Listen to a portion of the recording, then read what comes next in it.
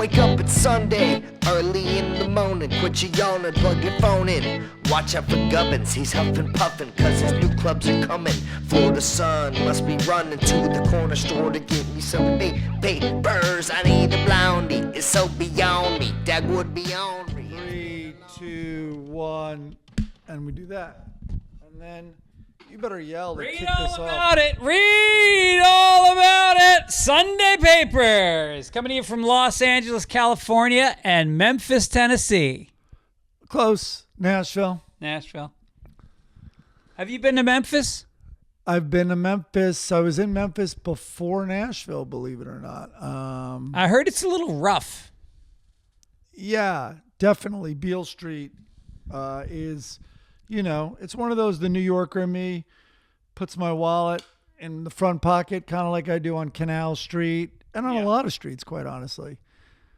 Now, I haven't really walked Broadway down here. No one likes doing that anymore in Nashville, but it's definitely more commercial. Like, it's not as raw. I'm not commenting on the quality. I couldn't tell you. I'm sure one could argue you are going to find a way more authentic bar for a certain type of music in Memphis than here. And I guess maybe you're right. I don't know. St. Patrick's Day show coming up March 15th. You are going to perform, correct? Yeah, unless I'm at the real St. Patrick's Day in New York. Why would you do that? Is your dad marching? Yeah. Okay. Family's going. All right. But we'll see. My son and daughter were supposed to perform, but now my son dropped out.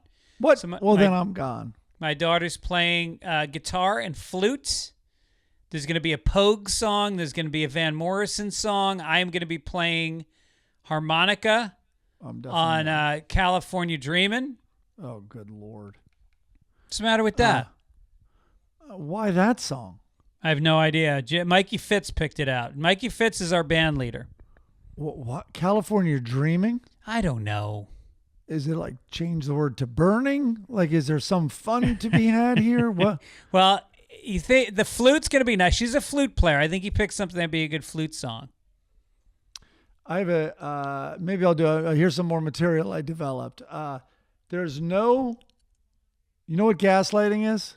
Yeah. Gaslighting is when we are told we're gaslighting a woman and we're completely confused and we say, no, I know I'm not. And they're like, you are.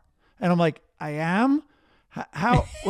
And so that's gaslighting. That's what gaslighting is. Yeah, all men are like, wait, what? You're right. You're I think using you call that that word fight. I think you call that fighting fire with fire. Yeah, they're throwing that term around. I mean, the young gals like my daughters really love that phrase. It's so funny that it did not exist until 2 years ago, and now it is used constantly. Yeah. I thought of a joke on the golf course today on the 5th tee. All right. I lost a lot of money. I invested in this rape whistle, but it sounds like this. And you make no sound? Oh, you couldn't hear that? No. Yeah, your filter. Zoom cuts out filters, I think. Oh, no. Why? What is it? It's the, wit woo that you do to a girl. Oh, it's a sexy whistle. Yeah. Oh, I like that. That's good. There's, I don't know what's going on with the deportation stuff. Our housekeeper, who we're very close to, she was a nanny for the kids for, 10 years. And then she's been our housekeeper since then. Has not come to work in 6 weeks. No. A lot of Latinos, I don't know about the rest of the country, but in Los Angeles are keeping a very low profile right now. Oh, man. Also, she had a lot of customers in the Palisades that lost their houses. So I don't know what she's doing, but I think we're going to have to cut her a little check next time she comes. If you can find her. I know. She might be halfway across the Gulf of America. God. What? She is not the best housekeeper. She's a little ham-handed, little aggressive. It's like she's doing the decathlon when she comes here. It's like, how fast can she get the house done and get out of here? Knocking over lamps, banging vacuums into like the legs of the table. You know, I want to get her. She's broken 2 mirrors. 2 big mirrors on the wall have come down. Mine's the opposite. Mine, I'm like, all right, I'm gonna find some place to go right. I do that forever. I come back and it's still like stinking of Clorox, and she's going at it. Hardest worker ever. Goddamn her. Does she use Clorox? Yep. Because ours has switched completely to vinegar. She uses vinegar for everything. There's vinegar in the mix here. Also, just alcohol. I should say that. Maybe it's not Clorox because I know how toxic it is. I don't know if pure alcohol is better, but I do see that bottle. She handwrites on it. But I can't wait to see the feedback on this conversation. Oh, the woke libtards can't get their Mexican housekeepers to work. Also, against the woke thing, I think all cleaning women are like, oh, yes, thank you. You know, Miss Myers, great. As soon as we leave, they like pour a little Miss Myers down the sink. Then they break out the real chemicals. Like Miss Myers never cleaned a house professionally. Right. So I talked last week about Brad Garrett. I worked at his club at the MGM in Vegas for 7 nights. Yeah, way too fucking long. Jesus. And not that I love the club. I just don't like Vegas. It's a horrible, horrible place. All right. And but then on the final night, Brad took me and the other act. He would MC the show, and then there was a middle act, and then I had to follow him. I was the headliner, and which was rough because he does like hardcore Don Rickles crowd work. Oh yeah, you mentioned that. Yeah. But then he took us out on the last. First of all, Aaron came out for Valentine's Day. Yep. Our check comes, and the waitress goes, "It's taken care of." Brad took care of it. He found out what restaurant we were going to and took care of the check. No. And then the final night, he took me and the other act out, and we gambled. And he just kept. We're at the craps table, we're at the blackjack table, and he just kept throwing down hundreds in front of us to get us chips. All night. Yeah. And then and then cut me a bonus on top of my check that was very generous. Oh man, that guy's spreading it around. I love that. Yeah, he's the best. Oh, and we had a real friendship. I think we're going to keep in touch. He's got a project he might want me to get involved with. It's great. Oh, that's awesome. How did you pick up Aaron at the airport? That's where we left off last time. Aaron took an Uber. Oh, so romantic. I was very romantic. I not a romantic. She's had the flu for the last 5 days, and I have not left the house. I've been by her side. I played golf today. By her side, cooking 3 meals a day, cleaning because we have no housekeeper.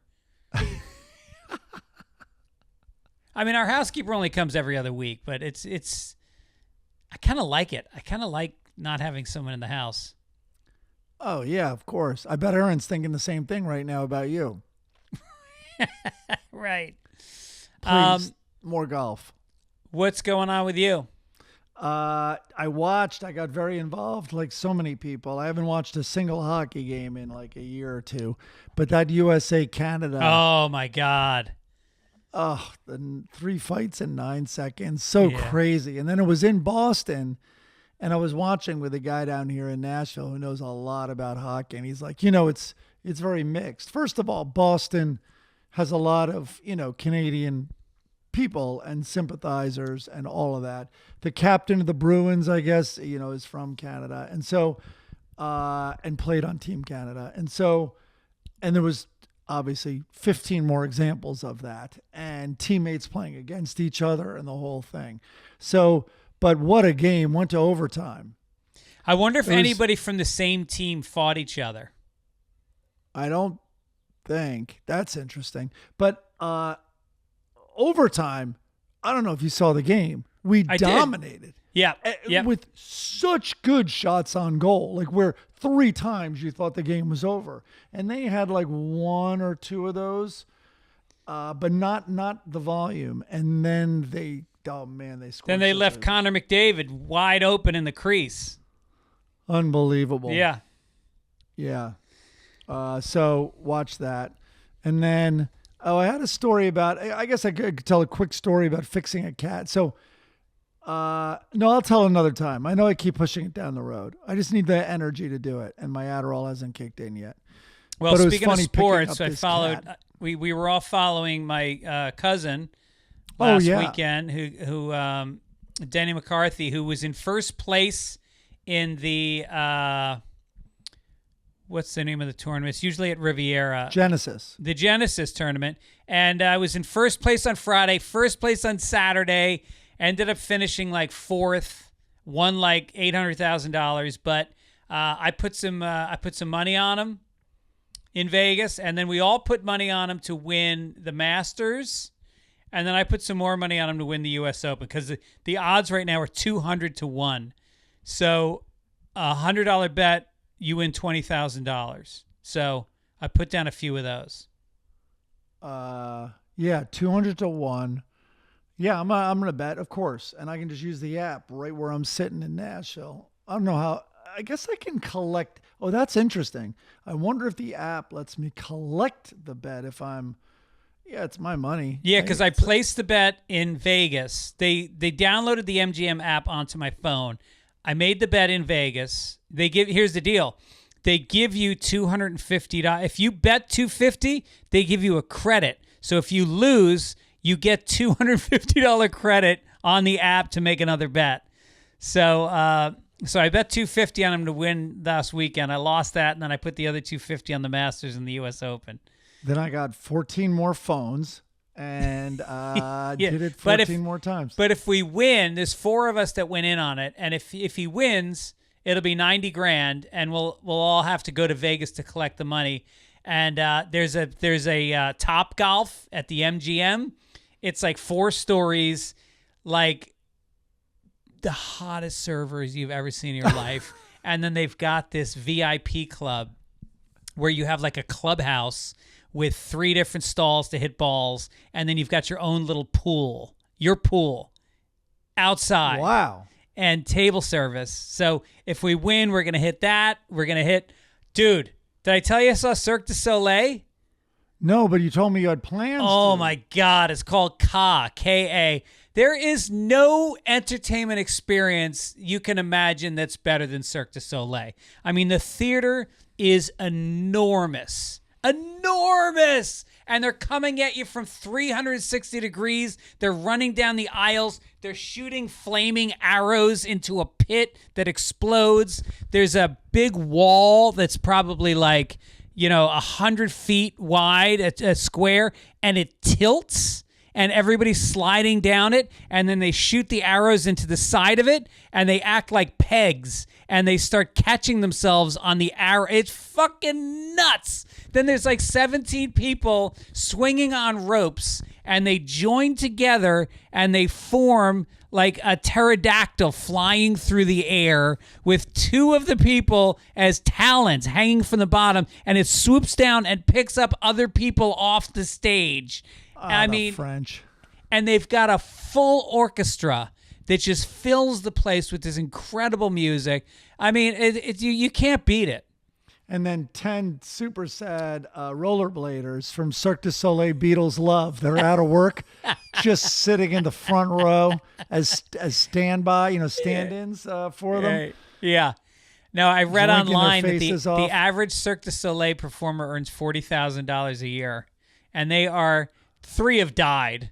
It's not you have to be one of the most competitive acrobats in the world. One of the motorcycle guys was one of the guys that died, I think. Yeah. Those But I mean, motorcycle guys in cages. that's 30 years of Cirque du Soleil, and they've only lost 3 people. That's not bad. I'm surprised it's that low. Yeah. So where is Ka? What casino? It's at the MGM. Oh man. Well, what is the theme? What does Ka mean? It's a martial arts theme, so there's a lot of, fighting, and yeah, it seems kind of Asian, I guess. Okay. Yeah. Got it. You know what I've never seen is O, and I heard that's one of the best. Yeah, I want to it's see one of the O. originals. I want to see O really bad. Where was O? It's right in the middle of the strip there. It's not Caesars. Is it Bellagio? They all blend together to me. I really can't do. tell the difference between any of the casinos. You know what casino I liked? Now that you're out of there. But anyway, it's in the MGM family. The Park MGM, which used to be the Monte Carlo, I think, right across the street from the MGM. I really like that casino. It's all new. They have an eataly in the lobby, which makes it so easy to grab something to eat real fast without a line. Yeah. Anyway, liked it a lot. Lawrence Tarpey did a really funny logo for us this week with the Gulf of Sunday Papers in the middle of a map of North America. I'm not going to remember the name, but on the YouTube channel where my peeps and I correspond, one of our listeners goes, we should give it up for the restraint that the president didn't name it the Gulf of Trump. Right. Which is a very solid point. Yep. I wonder why he didn't. Well, he said all hail the king on his Twitter account the other day. Oh, all good. Yeah. Well, I think now they're just gaslighting us.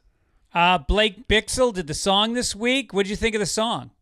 I like the song. It's kind of like that 90s white kind of reggae influenced, like Sugar. What was the name of the band? Sugar Ray or Sugar Ray. No Doubt. Thing. Yeah. Yeah. Right. Really cool. A couple corrections. And Gubbins gets name dropped. Yes. Couple corrections. Mark Promoff said, love Tom Robbins. We talked about he passed away last week. We did his obit. What a tremendous loss. Not to be petty, but it's even cowgirls get the blues, not only cowgirls get the blues. Now, what came first, the song from Loretta Lynn or the book? The song. I'm going to confidently say without knowing for a fact. Okay. In a bit of crossover of amazing artists, you should read his quote after the passing of Jerry Garcia. I doubt anyone will do justice in capturing Robbins with such eloquence. You sent that to me, I think. Yeah, this is a quote from Tom Robbins. When Jerry Garcia died, died, this is what he wrote about him. He said, I thought of Jerry, his life, and his music as a sort of a river flowing through the American heart, sometimes muddy, sometimes clear, occasionally swift and dangerous, more often placid and deep, but always flowing forward irrepressibly towards some unnamed something. How very many of us were pulled along by his current. Is that nice? He really stuck with that metaphor. Yep. Nice. I like it. We got some tour dates coming up. Atlanta, the Punchline, March 6th through the 8th. Hollywood, the St. Patrick's Day show. We already mentioned March 15th. We're going to have big names. Hamilton, Ontario, Toronto, Canada, Pittsburgh, Boston, Huntington, Escondido, Tampa, Austin, La Jolla. Go to fitzdog.com, get some tickets, come out and see some live comedy. Is it time? Is it time to crinkle something? Well, first, one of the comments you skipped that I didn't say take it easy. I'm so sorry. I'll say it twice at the end of this show. A lot of people chimed in with we forgot to say take it easy. To make things whole again, I will say it twice. I got a piece of paper, front page. Okay. KFC, the fast food chain formerly known as Kentucky Fried Chicken, is leaving the state where it all began. Don't dead name it. The chain's parent company announced Tuesday the corporate headquarters is leaving for Texas and in the Dallas suburb of Plano. It's a notable change for the 95-year-old company that got its start at a motel in a small Kentucky town, thrusting the state's name into one of the most iconic chains that now has 30,000 restaurants across 150 countries. Holy shit. What a loss for the health of the state. Well, they've still got coal mines and opioids. Yeah. And what a run, though. I mean, everything else that's conceived in a motel in a small Kentucky town normally doesn't make it past the first trimester. Yeah, right. If that were true, the restaurant would have only lasted about 10 weeks. Yeah, I think with all the drug abuse and all that stuff. So it's going to Texas. The Colonel's now a Ranger, man. How about that news? Oh, right. Yeah. Yeah, it's going to Texas, and in exchange, Texas is going to give Kentucky air pollution and the measles. Well, it joined Pizza Hut's offices because it's the same Yum Brands owns both. And they're both now going to hunker down in Plano. And Plano is now changing their name to Plano Heart Disease. Just plain old heart disease. They really should weigh the town and then weigh them again in 1 year. Yeah. Did you know this? That it's big news here. In-N-Out Burger is moving one of their headquarters to Nashville. Oh, nice. I think the furthest east right now is California, I believe. And they are coming here. And I think maybe they're closing down. They have maybe more than one headquarters. I don't have the story in front of me. But all I do know is In-N-Out is opening up all over Nashville area, at least, and maybe Tennessee. I wanted to buy stock in In-N-Out about 7 years ago. I said, this place is the best burger place I've ever eaten at. It's going to go national. I wonder if it's too late. You think it's public? I think I might have looked into it and found out it was not public. All right. Well, they're religious. We know that. No, you're thinking of Chick-fil-A. They are too. No, I think In-N-Out has prayers on their, like written, or they used to on their cups or something. We can, yeah. You're right, though, about Chick-fil-A. All right. While you read this next story, I'm going to read the religious ties that In-N-Out has. Go ahead. An abusive Nebraska woman who beat her boyfriend to death tried to hide his wounds with makeup. Michelle Lee Maher, 49, was found guilty of second-degree murder and tampering with evidence for the brutal murder of her boyfriend in March 2022, Jesse Gilpin. She had called 911 at the time, claiming to have woken up and found Gilpin unconscious in bed at their home on an Indian reservation. Gilpin, a dad, was rushed by medevac to 12 Clans United Hospital, where nurses noticed he had, quote, significant amounts of makeup on his face and body. Once the makeup was washed away, it revealed numerous injuries, including a golf ball-sized or bigger knot or bruise on the left side of his head. I get those when I play with Gibbons, as well as bruises on the right side of his head. I just get pain on the inside of my head. Yeah, she really should have blamed. Yeah, blame a golfer. Say it was there's an Indian on the reservation. His name is him Slice a Lot. When they take off the makeup, this is a man. I think she's going to get a longer sentence because she killed a trans woman. Ooh. That's a hate crime. I was thinking along the same lines. I was like, I think she put the makeup on first to make it easier to beat up a woman. Yeah. And I'm also guessing Michelle's not so hot on putting on makeup. Like, oh, what's this? A golf ball sized contusion? A little base and contouring should hide that right up. No, you kidding rouge. me? You can forget. You got to match the skin color. You just use rouge. Maybe the crime will be how she made him look. Yeah. That's a sad story. Let's go to entertainment. Let's cheer up with some entertainment. Oh, by the way, entertainment. Yeah. But first, a word from our research department. In-N-Out Burger has Christian roots and prints Bible verses on its packaging. The tradition began in the 80s with Rich Snyder, the nephew of In-N-Out's founders. They were Catholic and Methodist traditions that they were raised in. And then in the 80s, they began putting Bible verses. Jeez. Yep. Wow. John 3:16, Proverbs 3:5, and Revelation 3:20. You know what? Why don't you guys focus on making a French fry that's still good 5 minutes after you serve it? Yeah, what's up with their French fries? They make them fresh in the restaurant. They're too fresh. Throw some fucking chemicals in there like the other places. Do you know McDonald's has 113? They have 113 chemicals in their French fries. Who, McDonald's? Yep. Yeah, it's like KFC. It's a secret recipe, man. Yeah. Don't look behind the curtain. Despite rumblings from the rumor mill, Ye and Bianca Censori are still going strong. Yeah, they are. A representative for the controversial couple recently shut down speculation that they're divorcing. Quote, Ye and Bianca are in L.A. about to enjoy Valentine's Day together. Is this the 5th or the 6th time the press has wrongly reported that Ye and Bianca are separating? I've lost track. I don't know. Is it the 5th? Or is it the 6th? Get the number right. You know, like Ye knows the exact number of Jews that died in the Holocaust. It's a rough number, but he's got it. Yeah. Is someone angry that we're speculating if this couple is healthy right now? Like it's a healthy relationship? It's insanity. Well, like Bianca's wardrobe, the relationship is fully transparent. So I Googled this story and I wanted to see if there was an update, like they're divorced, like even since you put this in the document. And what I found was that his assistant, Lauren Piscata, sued Kanye for allegedly sexually harassing her. And the rapper has now spoken out on X. Today he did that. Today's Friday, denying all the allegations against him.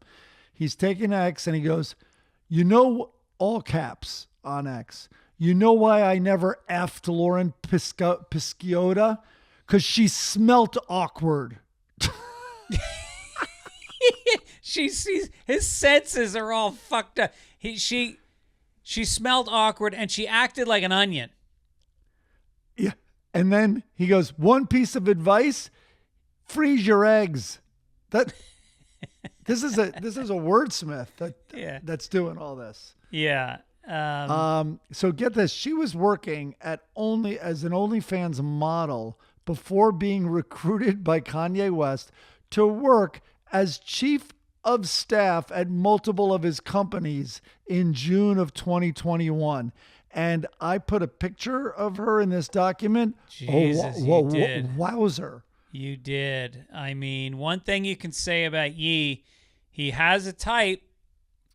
Yeah. You know, the type that takes his money and then sues him for more money.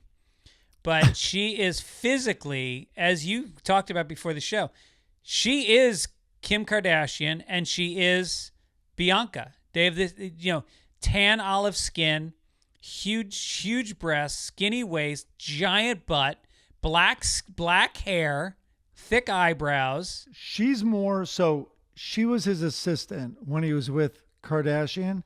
And she's much more like Kardashian with a butt that's like sort of absurdly big. Like not like, what's his wife now? Bianca? Not like Bianca. No, Bianca's actually very, other than the breast, she's very well proportioned. And I've worked with Kim Kardashian, she's been a guest on talk shows and all that stuff. And in person, it doesn't look crazy depending on what she's wearing. But occasionally with the photos she puts out, you're like, what is going on there? Like, that's pretty exaggerated. So this woman has that also.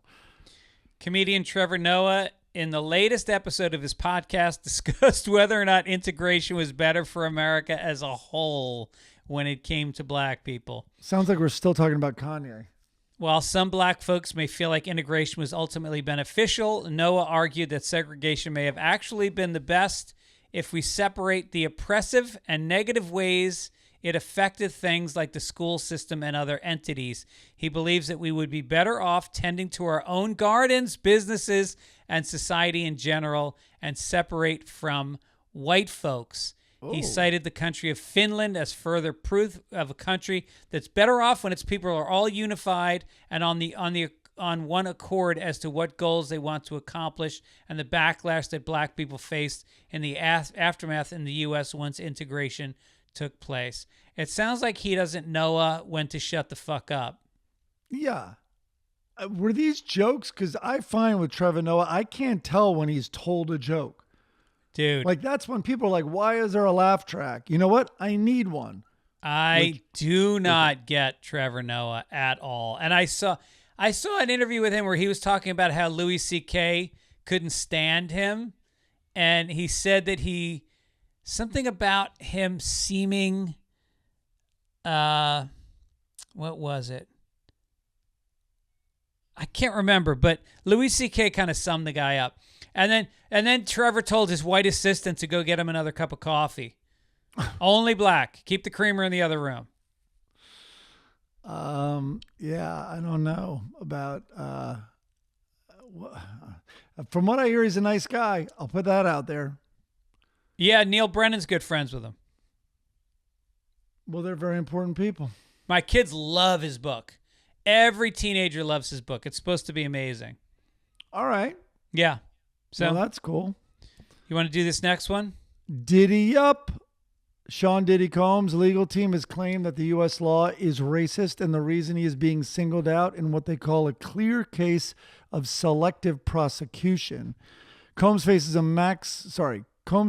minimum of 15 years in prison after being charged with sex trafficking, racketeering, and fraud. In documents obtained by the Post, the music mogul's lawyers filed a motion Tuesday to dismiss his transportation to engage in prostitution charge, arguing that, quote, no white person has ever been the target of a remotely similar prosecution. I think Jeffrey Epstein may disagree. I mean, yeah, what's his name from Florida? Wasn't Getz Gates targeted for that? Gates? Yeah, he was exactly that, but Trump dropped the charges against him. Well, I heard Diddy just hired Kanye's former assistant as his head counsel. So she is going to kill it, man. You've seen her photo. Right.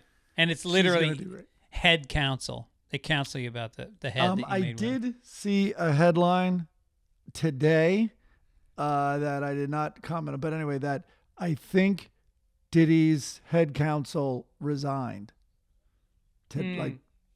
Said bye-bye. Yeah, I saw that headline too. And he's also being charged or accused, Diddy is, of trying to relitigate the case through delays. I can't believe I just remembered that sub-headline, but I think that was it. So the thing is heating up for sure. All right, moving on to more entertainment news. Netflix to invest $1 billion, that's with a bay, in Mexico over 4 years to produce movies and shows in Mexico. Netflix has committed the $1 billion for the production of series and films over the next 4 years. And this was in a press conference between Ted Sarandos, the CEO, and Mexico's President Claudia Sheinbaum. What a Latina name. This investment and the productions derived therefrom will benefit Mexican production companies and will contribute to the local industry and the creation of opportunities nationwide, Netflix said. Interesting. I read a little of the fine print. Part of the deal is now the Gulf of Mexico is going to be called the Gulf of Netflix. It's not even going to be called Gulf of America anymore. Gulf of Netflix. And I can't wait for season 1 of Brown Lotus. and Brown is the new black. One problem. White Lotus is on Apple or Max. I always confuse the two. I think it's Max. It's Max. Mike, let the fans do the correction. You just stick to your research. Well, I can't wait to follow up the Tom Brady roast with the roast of El Chapo. That's what I'm looking forward to. Oh, dude, can you imagine? What a fucking great idea. You guys should do that. In absentia, you should roast El Chapo. All the jokes are anonymous. No one wants credit. Right. That was amazing. Was that one yours? No. Who said that? No. The roasters are all wearing bags over their heads. And we're gonna deport Love Is Blind to Mexico. Will they even notice? Yeah. Welcome to LA, everybody. Yeah, we have the best Mexican food in the world here in Los Angeles. And don't take your blindfolds off. Just enjoy. Wait, Love Is Blind? I thought it was actual blind people. I've never seen it. Oh, no. By the way, that should be what it is now. Just autistic, not blind. Well, they had the autistic one. I just assumed that was the spinoff, was blind people. That would be good. You know what's tough about being blind is usually they've got like chin hair or like the teeth are kind of dirty, like because they're just not looking in the mirror the way we do. Like Well, the the way- shave job is bad. There's always like a little patch they missed. Let's face it, like the way we used to. We're missing a lot lately. There are like hairs that I'm like, Oh, I know. That hair is so long that this is at least 2 weeks that I've not seen this facial hair. I'm so self-conscious about ever being seen like in the comedy clubs with, that little patch to the side of your neck that's still there because you're so old you can't groom yourself anymore. And then I get ear hairs and sometimes like a nose hair coming out of the tip. Jesus. Oh boy, this is fun. Yeah. All right, a little quiz for you. So Yeah. John Mulaney, did you see the SNL 50th anniversary? No. Oh, there was some I big saw a little laughs bit in of it. I saw a little bit of it. I didn't see it a lot. I got a little goosebumps and emotional during Sandler's song, believe it or not. I saw that. I saw the song. He got a standing ovation. He killed. Yeah, because he's as you know better than I've never really met him. I mean, I've only as a guest on a talk show, so that doesn't count at all. He is an incredibly sweet guy.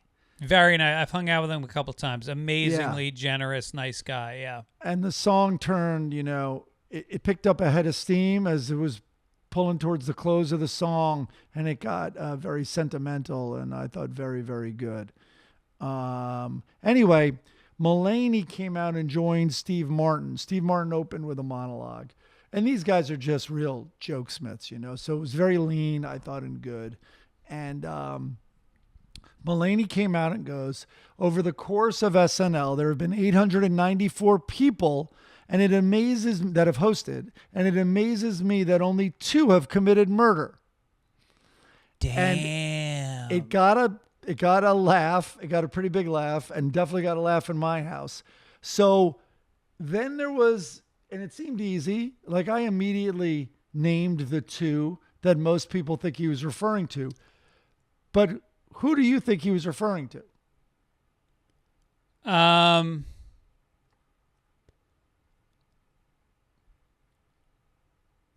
Well, I guess you could say Alec Baldwin.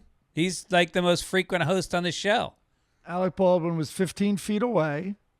No. Oh, yeah. And I do not think it was, and did a bit, and I do not think it was him.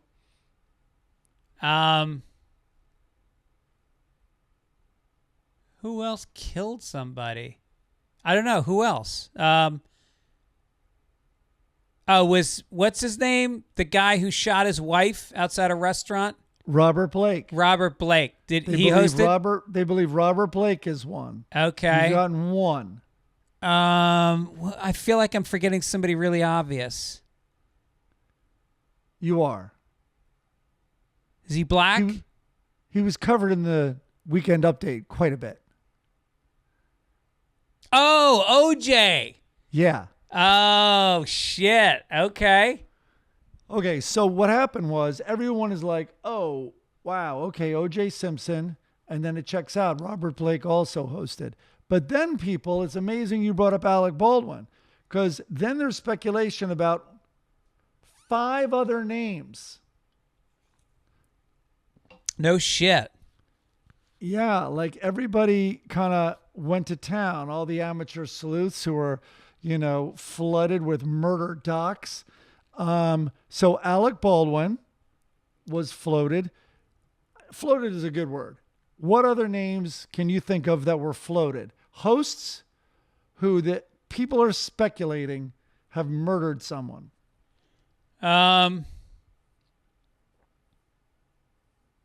Hosts that have murdered somebody. Do you want me to give you Did Bill hints? Cosby? Did Bill Cosby host? No, and I don't think anyone. No, I don't think he killed anybody. They died for an hour or two. That's Yes, what his they victims took it. did. Yeah. And then he destroyed. Yeah, then they were dead inside, I think, after forever. But all right, I'm going to give you hints. Okay. One was in Ireland. Oh, Matthew Broderick. Yes. Yeah. Matthew Broderick pled guilty, but the charge was careless driving. But the other person died. Okay, one was in, I don't know if it was in, but it was around Long Beach. Oh, Mel Gibson? No. Didn't Mel Gibson hit somebody and they died on the PCH? No, but I wonder if Bruce Jenner. Oh, ever Bruce hosted. Jenner. That's what I meant. Bruce Jenner. It's not, but boy, is that another one? Bruce Jenner? I'm sure I don't Bruce know. Jenner. Why are we saying Bruce? Caitlyn Jenner, I believe. No, but we're hosted the talking show. about who hosted, and I'm going to stick to my guns on that. All right, I'm gonna research. While you list another one, I'm gonna research whether Caitlyn Jenner ever hosted. SNL. Okay, it's Snoop Dogg. Oh. He was acquitted of second-degree murder, though. No shit. Now the other one is they're related. It's the same murder, and there are two names, and this is the biggest reach of all of them, but there are two names, and it's the same murder, and they've both hosted SNL. The Menendez brothers. It's the same death. It's the same death, I should say. The Menendez brothers. No, they did not. The Menendez brothers did not host SNL. Two brothers. I'll give you a hint, a subtle hint at first. It's not far from Long Beach, where our last death happened. San Diego. Colder. Brian Wilson from the Beach Boys. Colder. Who? No, I'm talking geographically close to Long Beach. Manhattan Beach, Redondo, Hermosa. All the same. They're the same distance. Okay. All right. Who is it? Robert Wagner and Christopher Walken.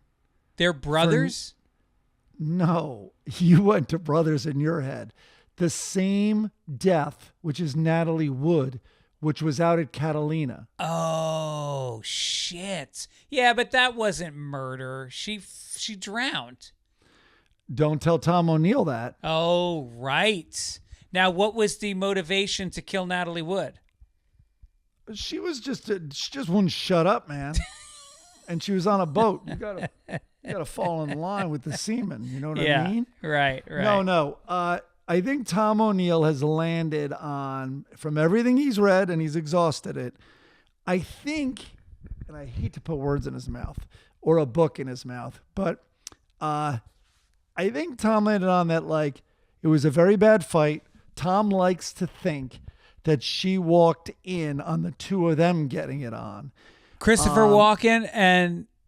Yeah, but this is Tom. Keep in mind, right? And by the way, Tom, very responsible writer, but when you're in conversation with him, maybe the most reckless, irresponsible person you've ever spoken to.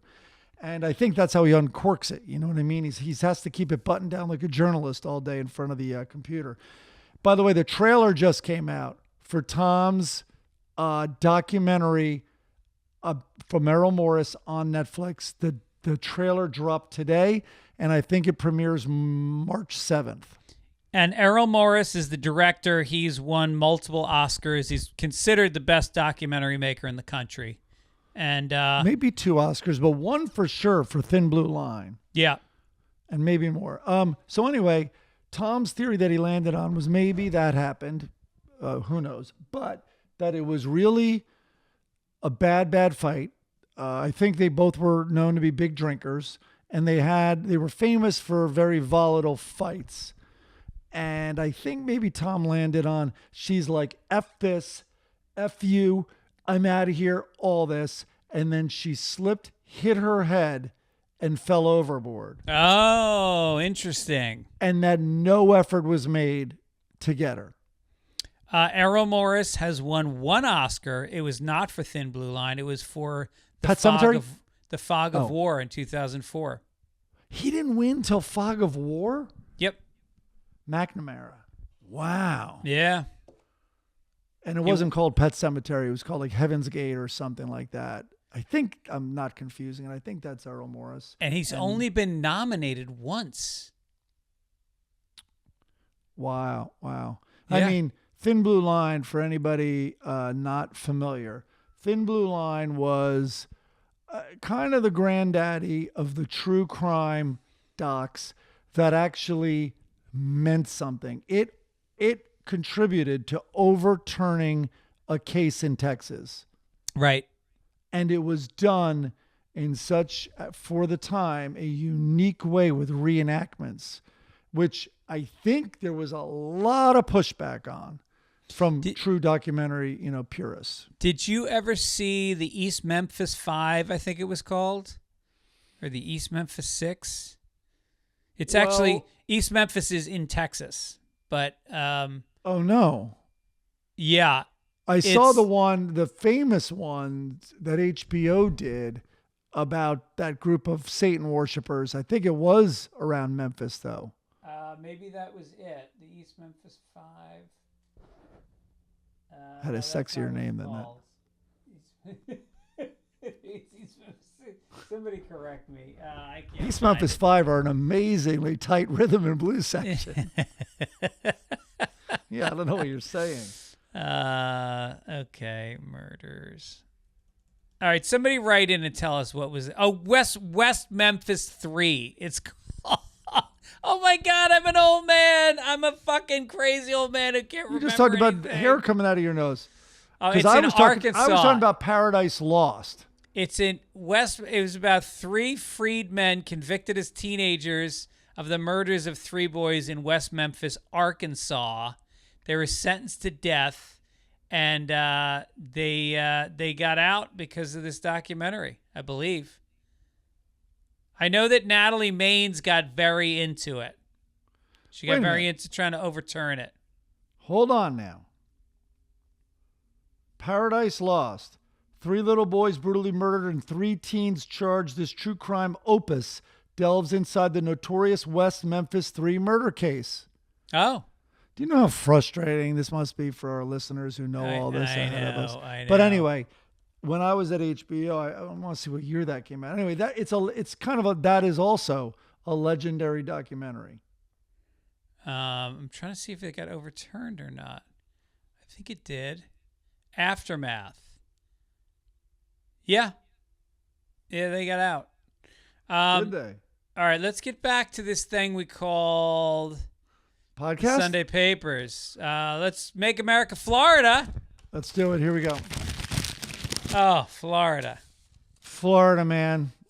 A Florida man has been arrested and charged for shooting 17 times at 2 men. So far, I'm not even blinking. I might even skip this story. 17 times at 2 men who he mistakenly thought were Palestinian. Turns out the victims were actually tourists from Israel. Whoopsie.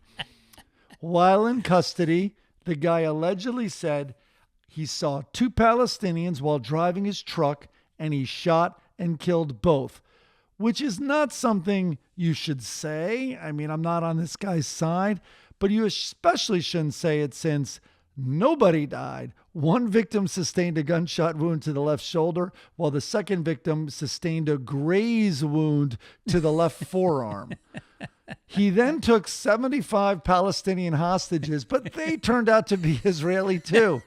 Wrong bus, pal. 17 shots and he only grazed the guy? I'm doubting his conviction to hating Palestinians here. He loves giving warnings.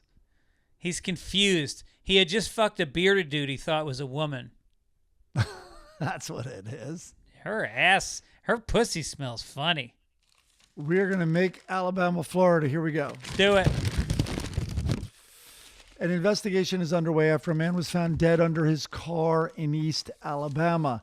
The 51-year-old man, whose name has not been released, had multiple injuries from his hogs, but authorities don't yet know the cause of his death. Calhoun County coroner said it's unclear at this point if the man suffered a medical event and then was attacked by the hogs, or if the hogs caused his death. When the first responders were dispatched at around 3:30 in the p.m., the property off of this highway, they found the man dead under his car, which was surrounded by the hogs. And let me just say, this is the closest Alabama gets to urban crime, where a bunch of pigs chase a guy under a parked car and he winds up dead. Oh, there I said it. That is so funny because literally yesterday I was thinking about how nobody calls cops pigs anymore. I think I was thinking about it because maybe I watched the Manson trailer and they write pigs on the wall. That's right. You're right. Yeah. Nobody says pigs anymore. Yep, bro, I'm bringing it back. And the cops had to put the hogs down, of course, and then they served them at the Alabama State Fair that weekend. I imagine they deep fried that stuff. Are you kidding me? Why is there a foot in my bacon? Then there was I spared you, but a whole thing on like 2 of the hogs were taken to a vet. One had to be locked up on the premise while they fixed the gate. But, there's a story. Maybe we do this next week. Is it Canada? There's like killer pigs that are a problem. I don't want to say on the loose, but I think they're on the loose. Well, wild boars are extremely dangerous. Oh, have you ever seen some of that great nature footage? Like nobody messes with a boar. Like leopards. Oh, no, you're thinking of Vancouver Island has them. Because I saw remember that TV show Alone? It was a game show. Oh my God, I loved Alone during the pandemic. Yeah, and there was a wild boar that was very dangerous. I guess there was a lot of them on the island. Oh no, I remember the guy in his tent. They used that to go to commercial, but it was like he thought, he like grabbed his knife or a gun. I think you were allowed to bring a gun also. All right, are we doing international? No, let's skip it down to let's get rid of it. We've had it in the script for a while. International, here it comes. This is your story, pal. An Australian company sent a parade of workers marching through the ship dressed in pointy white hoods reminiscent of Ku Klux Klan garb, gobsmacking passengers who called it wildly offensive. Footage of the bizarre stunt shows 8 P&O cruisers cleaners tromping by a pool on the ship's deck while dressed in the face-covering hoods along with all-white outfits in December. The cruise company says the housekeeping crew had no idea what they looked like when they chose to dress up as, quote, upside-down snow cones. Well, that's playful. And I guess the Nazi salutes, they were just pointing at seagulls. Yeah. Yeah, you missed it up top. It's an Australian cruise company. This was how they did their cleaning. It's weird. But regardless, it looks like the Nazis are definitely pivoting from trains to boats. Right. That was my take. Yes, and that's guessing... interesting. Upside down snow cones. That's all they are. The white hoods with the holes for eyes. Oh my God! You got to see the picture. We should post the picture. Well, maybe we will. All right, let's get to science. I can do this. Watch this. You want me to get? Nah, never mind. Hold on now. Science. Science. Good. Is there a surefire way to get any person to flirt with you? This TikToker thinks so, and her method for it is going viral. The tactic is called sticky eyes, and Chelsea Anderson breaks it down in a video with 7 million views. The first step, she explains, is to make eye contact with the person you're interested in. As soon as you make that eye contact, you look away like you've been caught. This, she says, will make the person intrigued and honestly a little confused. Then you go in for the kill. The next time you look at them and they meet your eyes again, don't look away. Let them break first. Once they look away, you never look at them again. And in about 45 seconds, they will be right in front of you as if they've been summoned physically by you. Psychically. And if this doesn't work, mail them a small part of your finger to her dorm room. All right. Couple things. Well, one, I tried this. It does not work if they close the blinds. No one appears. Yeah. Well, police do. It is very surprising, and it's almost like they're drawn to you psychically, summoned, and then you also get a summons. Right. Is this? What do you? It's called eye contact. All a girl has to do in a bar is make eye contact. That's it. Oh, is she telling this contact, to a woman or a guy? Huh? I think it could be. She's saying I think it would work for a woman or a guy. Not if the girl's not interested. I'm going to try it on my wife. Here's the advice for the guy that you do is sticky eyes. You look at her, she looks at you, you look away. Then when she looks to see again, because she's a little confused, you're not there. And then she turns around and you're 3 inches from her face. That's the move. And you're like, we're leaving. Yeah. Here, I got you a drink. Right. This is so dumb. If a girl looks at you in a bar and like smiles and then looks away, she doesn't have to think again. Yeah. The guy's going to come over. Yeah, I used to think when I was in high school that if a girl looked at me that she had a crush on me. And then I would talk to her and realize very quickly she did not. But I really jumped to that conclusion very quickly. I don't know why. Well, it's because whenever you came in a place, you were so drunk you fell down. And that doesn't count as eye contact. They're looking at a spectacle, not you. That's foot contact when you fall on her feet. Yeah. All right, we're going to do This Day in History. This Day in History. Let's see how I do. I've been on fire lately. I don't know if that's accurate. Let's see. All right, you ready? Yeah. The Alamo, my man. The Alamo was besieged by Santa Anna's Mexican army.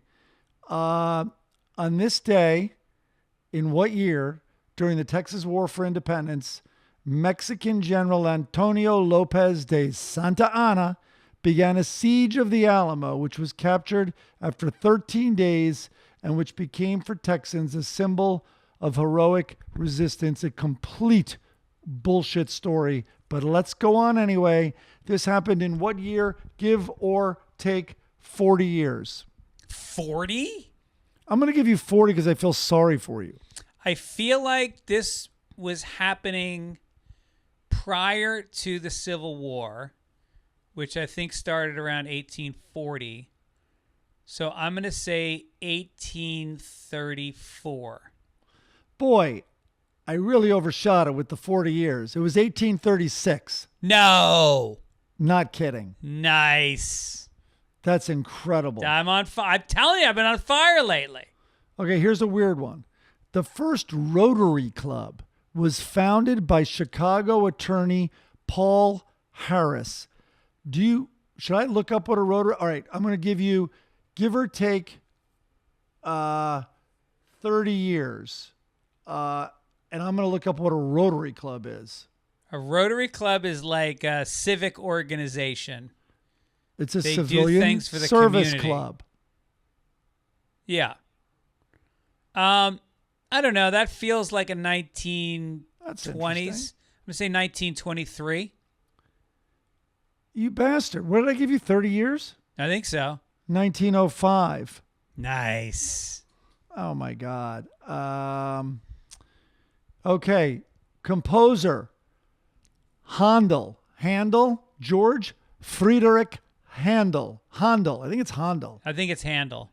Handel. I know it's Handel.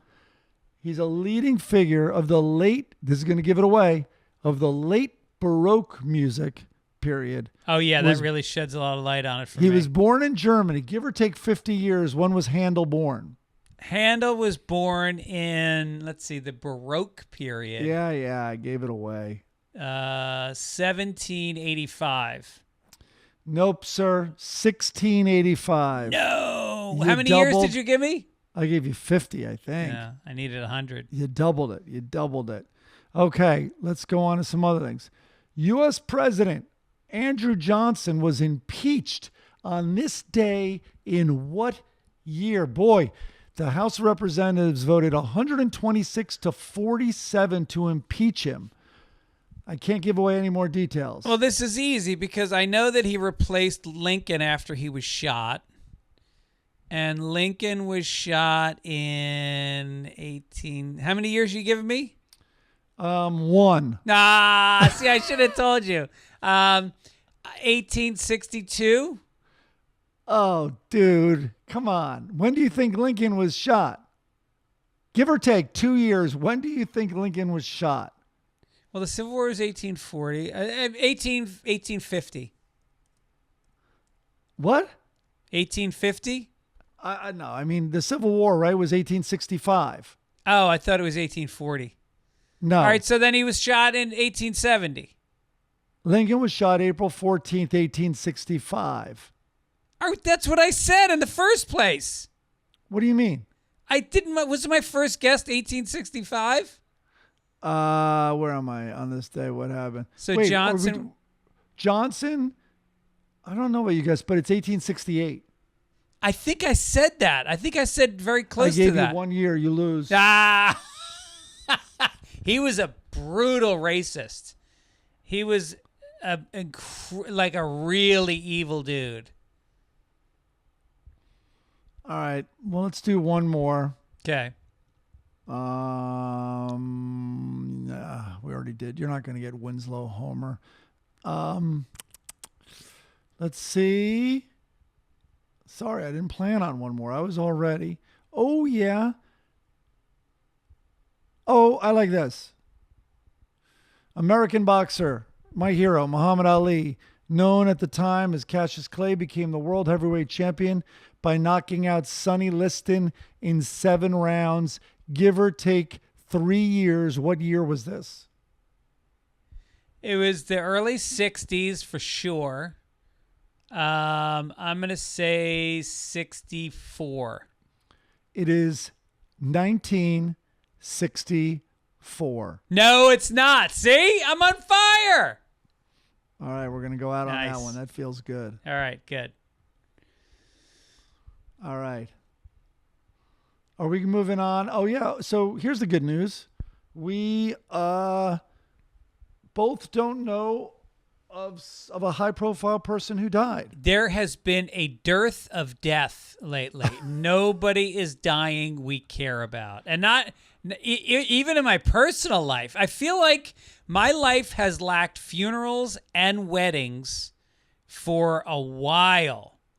I haven't been to a good funeral since my wife's aunt died 2 years ago, and she was 93.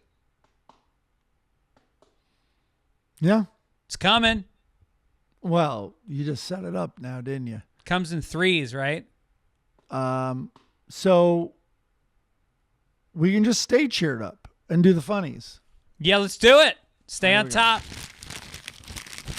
Okay. As you know, the comic caption contest goes on week after week. You guys are presented with a one-frame comic with no caption. You write the joke. You send it into fitzdogradio@gmail.com. We read what we think are the best ones on the air. We then choose a winner who gets a koozie in the mail 4 to 6 weeks in the continental United States. If you're from Canada, please do not play this game. Now you can play. We'll still announce you as the winner, but then we'll pick a second place person who gets the koozie. But we're not sending shit to Canada. I like that. Yeah. So oddly, the honorable mention is first place in some cases. Also, please do me a favor. When you send in your joke, write your name directly beneath it so I can put it in the doc. Okay. Jason Love was nice enough to do the caption for last week. It is a ringleader. Is that what they call the circus guy in the middle of the tent? The ringleader guy, and he's got little tassels on his shoulder and a thin mustache, and he's pointing up to a tightrope walker who has that balancing bar in his hand, and it says Circus of the Stars on the inside of the tent, and he's got a microphone in his hand. And Brian Rochelle said, "Now introducing the guy that's been banging my wife. Everybody make some noise." I mean, okay. Am I missing something? Renee Sackman said, "Heil Elon," because he's got his arms out and sort of looks like a Nazi salute. Oh, interesting. And the guy made a note, submitting this on behalf of my wife Renee. If chosen as winner, this might be the first husband and wife koozie winner combo in Sunday Papers history. I won last year. Well, don't worry, it won't. And you'll always be able to just enjoy that koozie right in front of her jealous eyes. All right. Envious eyes. Todd Pitlick said, David Hasselhoff surprises the crowd by passing a difficult field sobriety test. Okay, that's the closest. It dealt with the stars part of it. Rich Buchko. Ladies and gentlemen, thanks to the current ban on DEI, please enjoy On the High Wire without a net, an unqualified white guy. Not bad thinking, although the Wolandas, or whatever they were, the great Wolandas, were the most famous. Wolandas? Melendez. Were the most famous tightrope walking act maybe ever. And then the French guy, also white, who walked between the World Trade Center. So. John in Carlsbad says, ladies and gentlemen, watch the tightrope above as we try to stay monetized for the whole podcast. Wait, where's that thing? Okay. Oh, you skipped one. I skipped one. All right. And then we got Dan Albanese. Heil. I mean, my heart goes out to you. Okay, another Elon one. Not dealing with what he's... Pariah said, our next fabulous star, Neil Patrick Harris, will make that poll disappear. I'd have to say that's in the lead. Because he's gay. Ira M says, for his next tightrope act, his is going to tell his wife she needs to lose some weight. Okay, it got a little figurative there. I think on that's a very it. Literal scene. I think Pariah is our winner this week. Yeah, we like a good anal probing joke. Yep. That's not like bad. The next guy. Yep. The field sobriety test is not bad. Todd Pedlick, you're a runner-up. But the winner this week is Pariah. I didn't write her last name because hopefully it's very long. She or they Pariah. or more is not from Canada. I hope it's Pariah and not Pariah. Poriya. Well, they're a pariah to me now because I got to put it on the koozie list and get to that. Next week's comic for you to write jokes about and put your name directly under is a line of people walking out of a weed dispensary. There's a little puff of smoke on the inside, and there's a little Girl Scout sitting out front, and she has a little sign that says Girl Scout Cookies Last Chance. She's smiling. She's handing a gentleman who's smiling a box of cookies, and everybody's smiling. It's a very happy scene. There's 6 or 7 people all coming out. They're obviously stoned. It is a well-positioned Girl Scout cookie sale. I mean, this is a little bit of a joke on a joke because it's already kind of funny on its own, but I think that this past couple of weeks I've been giving you guys tough ones, and this one is kind of a softball up the middle. All right. That's true. Now, that is true. Let's go down to Hagar the Horrible. Oh, isn't this nice to have your children read the colorful, fun Sunday papers and come across Hagar the Horrible, where there is a boat filled with monsters, with these men who are beasts, and they're on a desert island or some kind of a Palm Beach island. And one of the dudes is carrying a woman who looks scared. And then Lucky says, you know the policy, no carry-ons. Yeah. Just tie her to the back.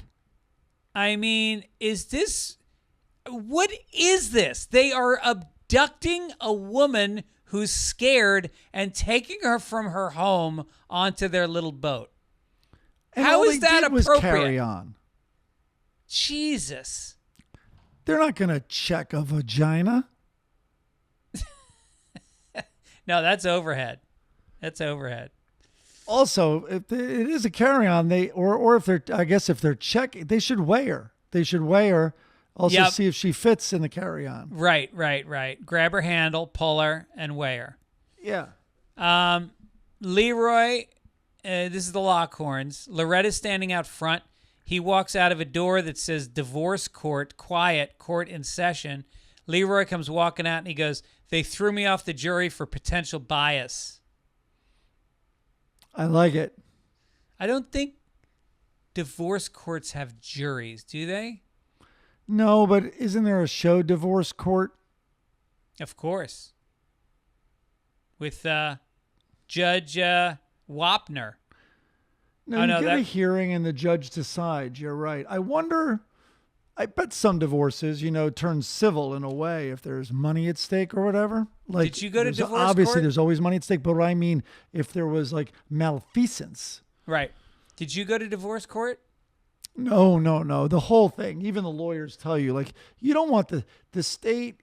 At least my experience and what I was told is, the judges are very bummed out when you are now wasting the state's time to settle an argument between the two of you. And it goes pretty fast, and both parties kind of get scared of the who knows, he or she judge will just be like, you know what, whatever, you're just going to split it. Like that could really hurt one side. Right. Or like, yeah, I heard both cases. Yeah, just pay him back, and then that's it. Move on. Huh. Yeah. I'm not doing it. No, don't do it.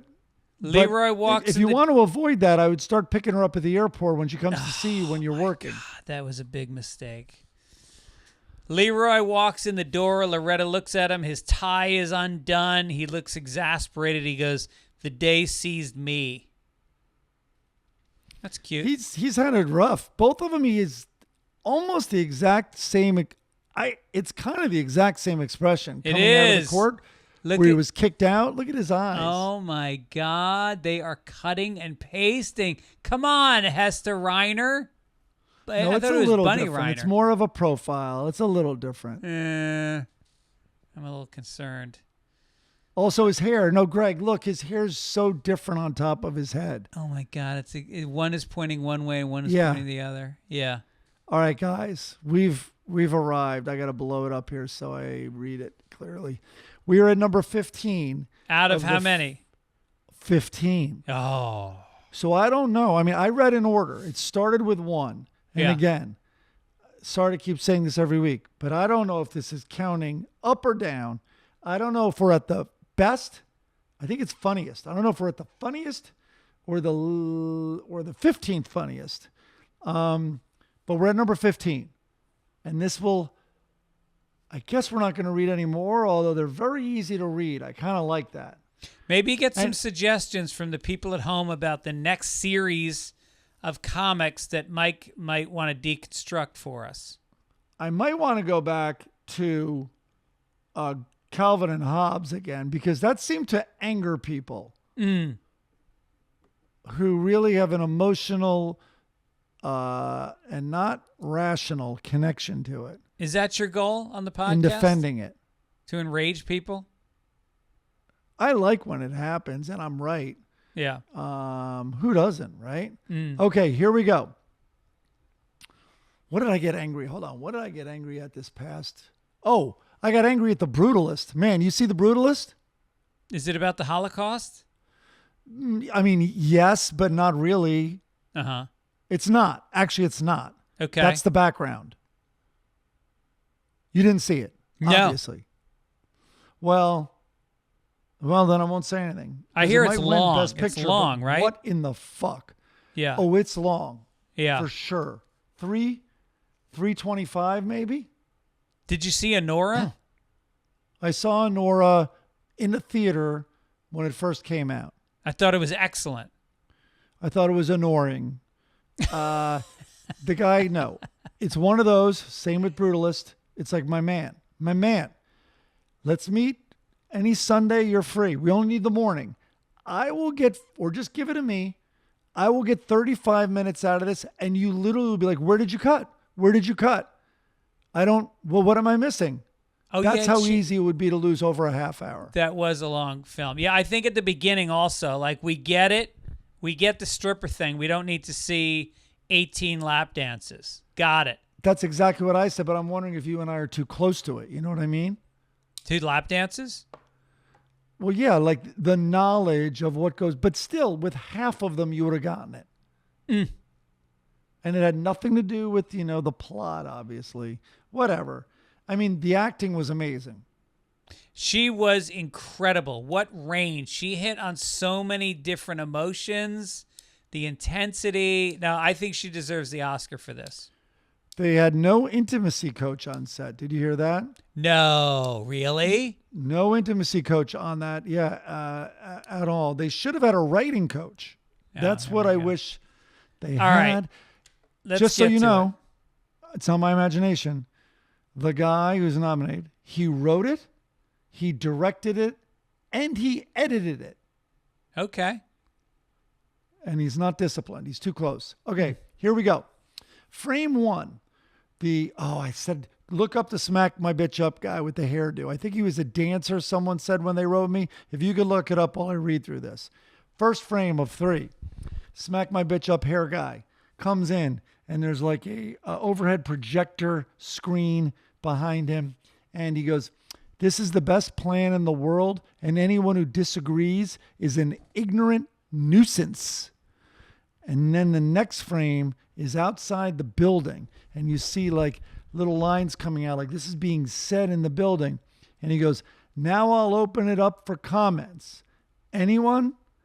And now we're back in the room, and you see the conference table. You have the little bald guy, you have Dilbert in the middle, then you have a short, stunned looking, maybe ethnic guy, because he's a darker color. But anyway, with a flat top. And the little bald guy raises his hand and he goes, I'd like to thank you for shortening this meeting. And there you have it. Number 15. Wow. On the funniest Dilbert. Let me see if it's funniest or best. Funniest. 15. This is on screenrant.com. The 15 funniest Dilbert comics. Let me try to see which way they counted, because there's no way to tell. No way. Nope. Doesn't say up top either. Well, there you have it. If you guys want me to continue with Dilbert, they're easy to read, so I like that. He's just called the pointy-haired boss. I don't see anything about dancing. Oh, no, I mean, oh, God, I'm forgetting the Smack My Bitch Up band. They don't give him a name. They call him PHB for pointy-headed boss. No, but that's in Dilbert. Yeah. But Prodigy, the video, we're going to give this guy credit. Maybe not. All right, well, listen. The show's really going out on a bang because I have no Blondie this week. I look at the week's Blondies and I try to pick the best one. This week's Blondies had scenes of Dagwood at the diner talking to the cook who has the toothpick in his mouth, him carpooling to work, him asleep at his desk. Is it called Dagwood? It's called Blondie, the depiction of a frustrated, possibly suicidal, beautiful blonde who is married to a loser. We don't need to know about the loser. We need to see shots of her bowling pin calves, her huge bosoms. Come on. All right. This is why Reddit is so funny. I'm looking up, I literally go, smack my bitch up hair guy, right? Anyway, one of the results on Google is Reddit, and it goes, I always thought smack my bitch up would make for a hilarious first dance at my wedding. I love that. All right. I'm not going to get the guy's name. I'm going to get it next week. All right. Next week, we'll be back with another show. We want to remind you guys about the St. Patrick's Day show, March 15th. We always get huge headliners. Bill Burr, Zach Galifianakis. Everybody comes down. I'm not saying they're there this year, but maybe. I think Zach's in town. We'll ask him. And tickets at fitzdog.com. We'll see you then. Mike, anything you want to promote? Might be Keith Flint. Oh. I'm going to promote Keith Flint. I think he's I don't know. I think he is, though. Yes. I saw the movie Conclave. I don't think I talked about this last. We saw it this weekend. And I loved it. Loved it. Amazing. First of all, I thought it was going to be this somber kind of procedural about electing a pope that was going to be dry. It was the opposite of that. There are a ton of movies like this, but the last one that I remember where you're like, how am I kind of really on the, it's incredibly well written, right? So each scene just launches you into the next scene. And I'm not talking, there's zero action really. And I remember watching, and I talked about it on the podcast a while ago, but I remember like tuning into the first like half hour of All the President's Men. And I'm like, how is it achieving this effect? Like, it didn't even really have the music. The opening frame was the big key just landing on a typewriter, you know, a keystroke landing on the white page. And from there, it was just like, he's literally watching a trial. You don't know anything at this point. Anyway, this had the same effect. I'm like, and it's just driving you into the next scene and the next scene and the next scene. I really liked it. Also, it was, where did you see it? In a hotel room on pay-per-view. We watched it on a TV, and I could just tell. I felt regret that I wasn't seeing it on the big screen because, I mean, so many of the images were like paintings. Yeah. Really so staged and beautiful. Yeah. No, and Ralph Fiennes is one of the great actors of our generation. There is not a false note in any of his acting. It is so grounded and pared down. He's amazing. It was really well done. And Stanley Tucci was great. Oh, dude, it was a little like Glengarry Glen Ross, where it's like, well, this is a master acting class that we're watching. Right. Because, what's his name? Third Rock from the Sun. He annoys me, but he didn't bother me in this, but sometimes I feel like he's a little too much. Oh no, I think he's an American treasure. But Ray Fiennes is fantastic. Mm. Oh, I loved the Italian, kind of heavy, like I'm talking about, like in terms of a bad guy. Yeah. He was fantastic. Like, and he only spoke Italian. They were all great. John Lithgow is, you're wrong about that. Stanley Castellito, I think, was the Italian guy. Yeah, Stanley Castellito. And Isabella Rossellini was amazing. Rossellini. Yes. Oh my God, I love her from all those. Who's the Italian David director? Lynch. No, the Italian director. Marcella Mastroianni was in a lot of movies with her, but who was the director? Anyway. You're not talking about Fellini. I mean, no. Wait, was Mastroianni the actor or the director? Actor, I believe. Yeah. You might be getting this wrong. Are we going to Fitz fact check right now? We're gonna check it right now. Italian directors. Here we go. Yeah, Rossellini. Huh? Yeah, the director is Roberto Rossellini is the director. Well, I think it was all. That should have been an easy one to get.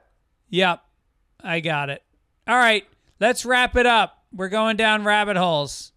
Mike, thanks for being here. Everybody, thanks for listening. Tell your friends, like and comment on the YouTube channel, and we'll see you guys soon. And tell your friends to take it each, and then we're going to say, take it each. Take it each! There it is.